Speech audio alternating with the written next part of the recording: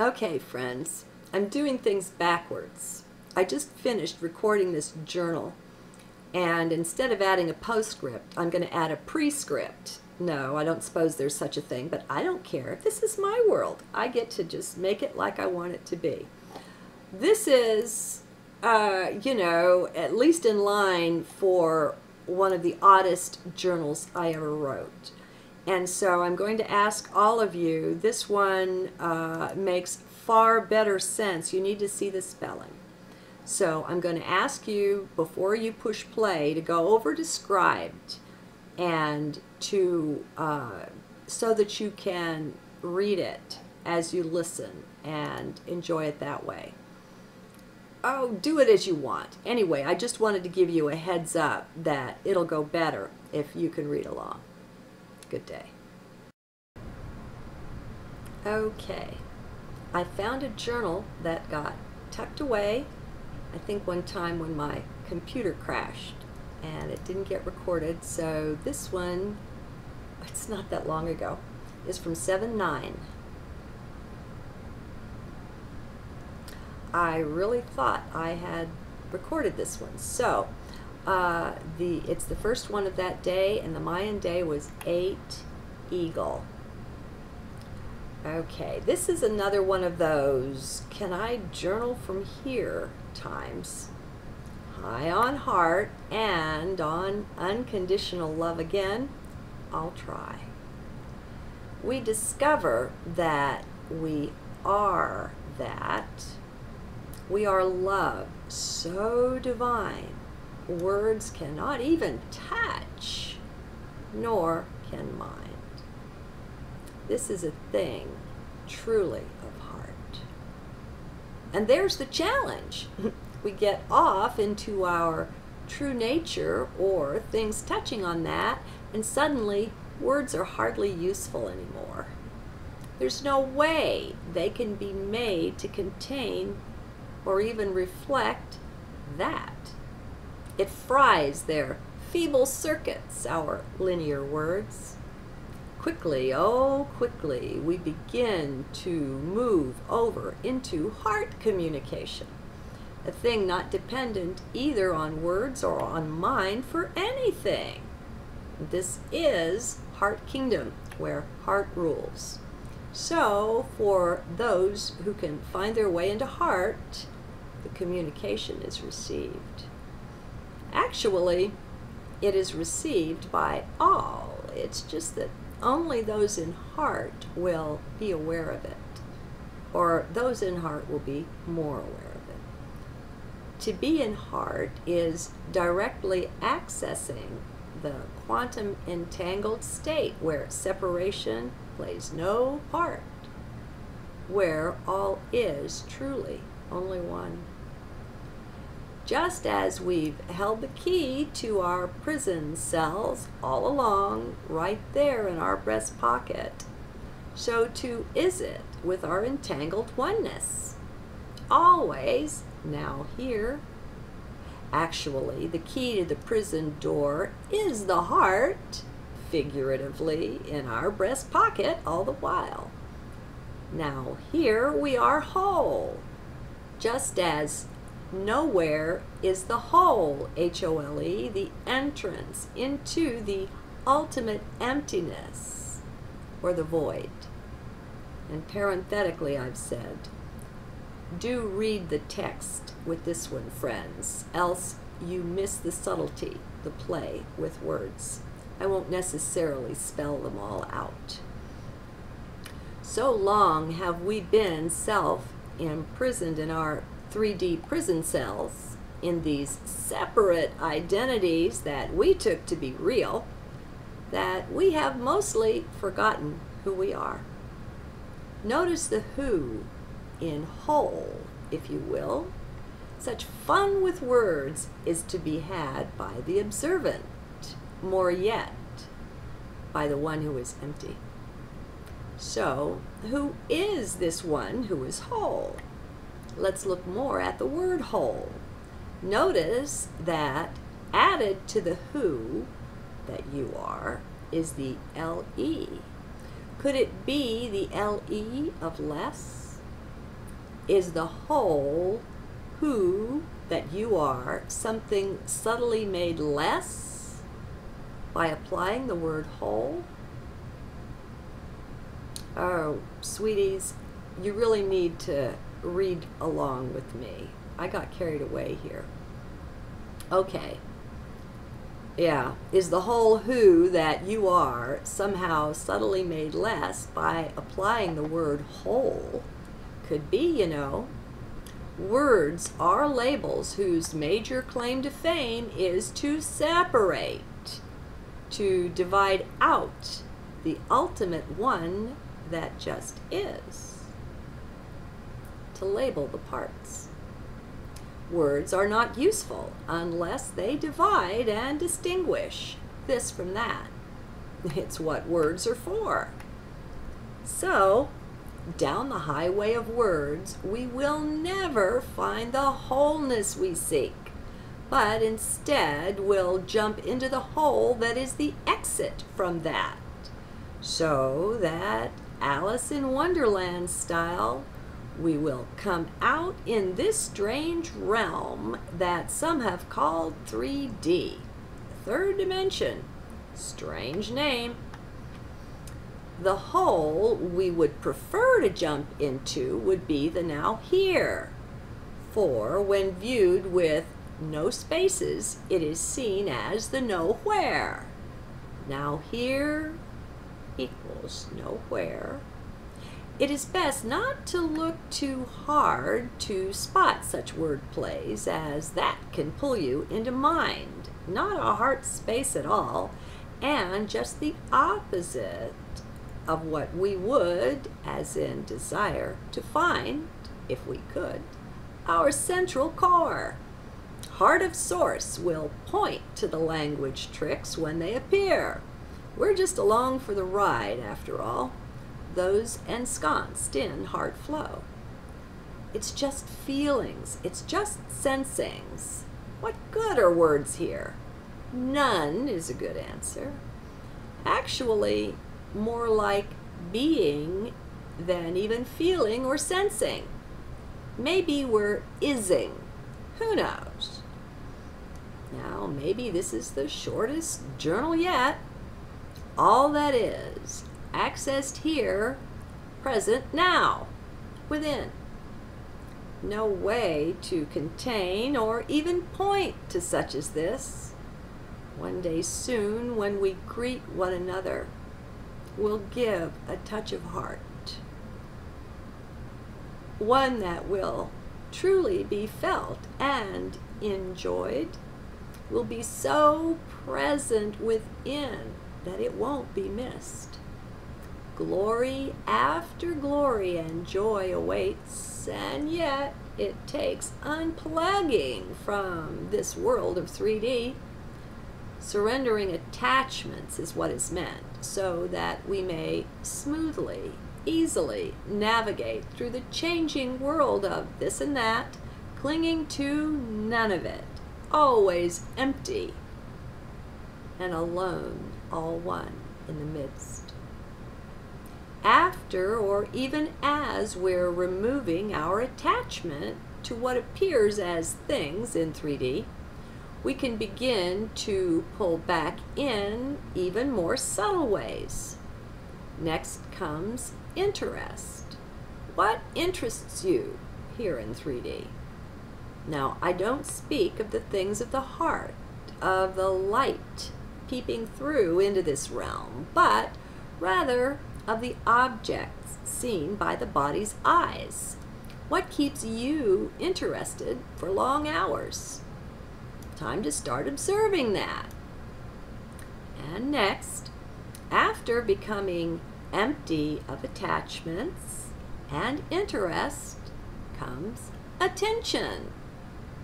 What do you place your attention on? When something so very subtle or ephemeral as attention begins to be pulled into your inner kingdom, the kingdom of heart, then you now only appear to grace the realm of 3D, for you are largely empty of that. having slipped down in the hole of the now here into the nowhere. In this state, others will continue to see your form there in 3D. To the sleeple among us, all will remain or will appear to remain just the same. Yet, to those occupying the now here, it is within you will appear, not without. From these you will receive the welcoming salute, the touch of heart, as clear as a handshake in the 3D world. In the world, we are whirled around and about until we don't know either which way to go or even from which way we came. Even though we appear found, we appear present in the 3D form, yet we are lost. We are the is that is not when in 3D alone. 3D has no reality to lend to us, for it has none of its own, nor can it borrow from heart. Instead, what it has to offer is empty images, things that come and go, that appear real for the short while they remain. From heart perspective, it can now be seen how the world in which everything appears to be real is actually just the opposite. The world in which that which is not appears as that which is. In the apparent presence of things in 3D, what we get is merely a reflection of that which is real. Shadow without substance, pretending to be reality.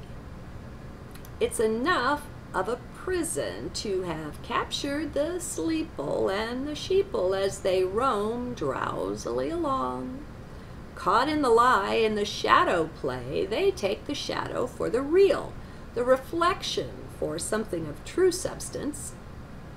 Believing the lie that they are the form, what appears, they go from lost to loser, spending lifetime after empty lifetime on the wheel of rebirth, seeking for that which is real in the land of the lost. In taking the real for the unreal, they also take the real to be unreal, thus amplifying their distress. Becoming even more lost, they build cloud castles, calling them houses and jobs.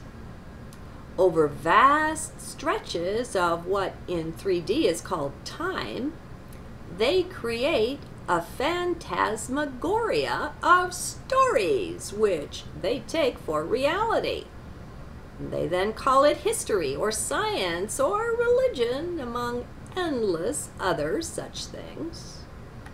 Filling themselves with fantastic fantasies they have come to call mundane life, they wander, lost and alone, somehow sensing, they know not how, that things are not quite right. Yet, no matter what they do to try to fix things, somehow it always turns out worse than before. They work hard to write down all the laws and the rules and then wonder why, even when they follow them, disaster still seems to ensue. They wonder and finally figure that they haven't got all the rules down or got them right, so they go write more. What they don't know is that they don't even exist, not in the ways they have come to believe. All, literally all that they believe is stuff and nonsense, having such a narrow margin of truth to it to actually seem to be anti-truth or negative truth or the absence thereof. Very strange, you will hear them saying, very strange. It is their commentary on their crazy life, not knowing they are but chimeras, but shadows, or the play of light in reflection of something that is. They dance on. They would never doubt that they are real and that the make-believe world they have crafted is likewise quite real. Yet, until they can find such a doubt within them, until they can find even this one spot of emptiness, they are doomed to only dance on. It's what shadows do, dance and play.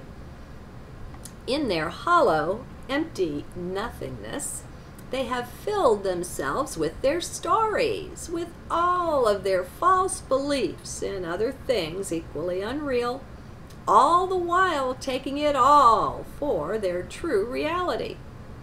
Yet, being so very full, they have not one spot of emptiness for true reality to shine through to them, to make an appearance.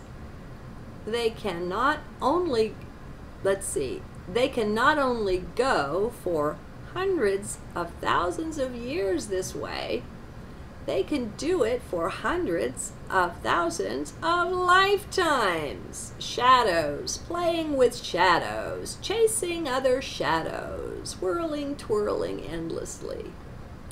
These are they who have taken the HOLE, whole, in the whole, to be the substance, the reality. Yet, so full of themselves and of their unreal story, they will not hear anyone or anything that disagrees with them. For they know that they are right, whatever that is. They just know that they know. And in that state, what they don't know is that they are untouchable by that which is truly real. They have made themselves so, cut themselves off.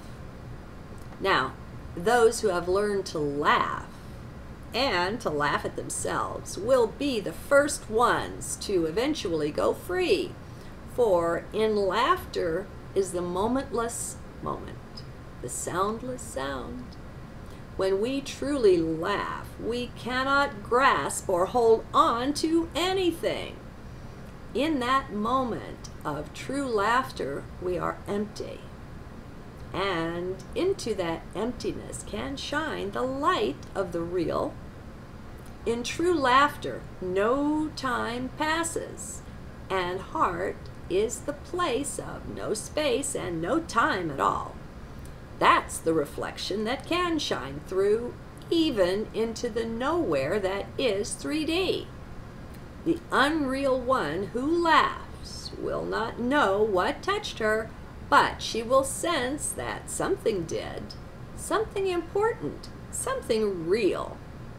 It will leave only the bare sense of that, but in the land of the unreal, the merest touch of the real is a miracle.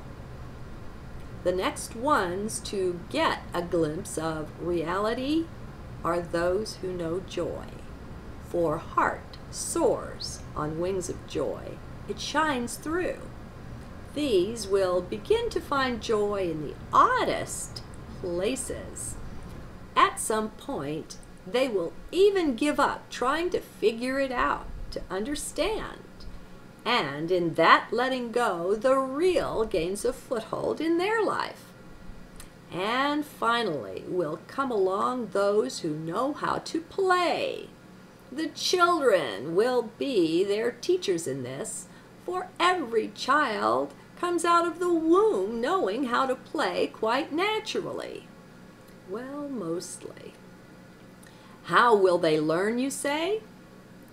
In the how, if you look and play a bit, you'll find the who. It is in pursuit of the who that many will exit the unreal kingdom, the trap of 3D. The one question that everyone who goes free will ask is, who am I? So, the how is in the who. This is why Source inspired the creation of the owl, the wise one who reminds everyone to ask, who?